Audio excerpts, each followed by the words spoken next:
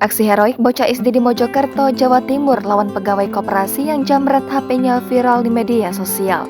Kisah bocah heroik Mojokerto lawan pegawai koperasi yang jamret HP-nya itu viral setelah diunggah akun Instagram @underly_48. Dalam video tampak kerumunan warga yang sedang menangkap pelaku.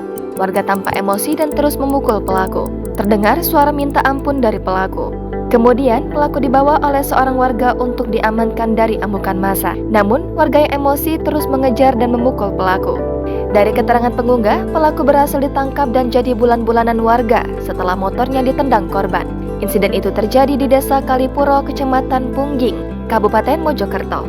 Terduga pelaku yang merupakan pegawai koperasi diduga merebut handphone anak kecil yang sedang bermain game. Korban lalu menendang sepeda motor pelaku hingga jatuh dan menjadi bulan-bulanan warga. Unggahan ini pun mendapat banyak komentar dari para netizen. Kemudian, pengunggah juga membagikan foto anak kecil yang berani melawan penjamret itu.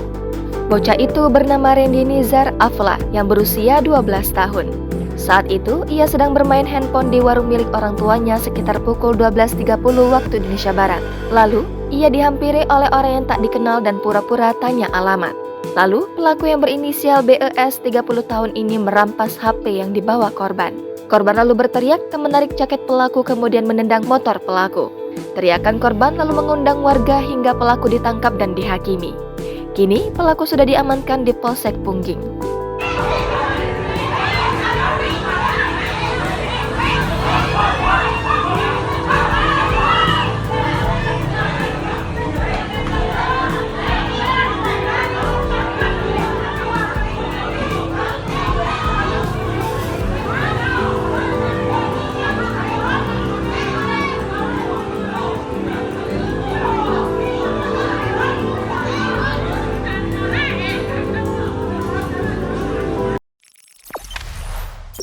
Jangan lupa subscribe, share, komen, dan like ya.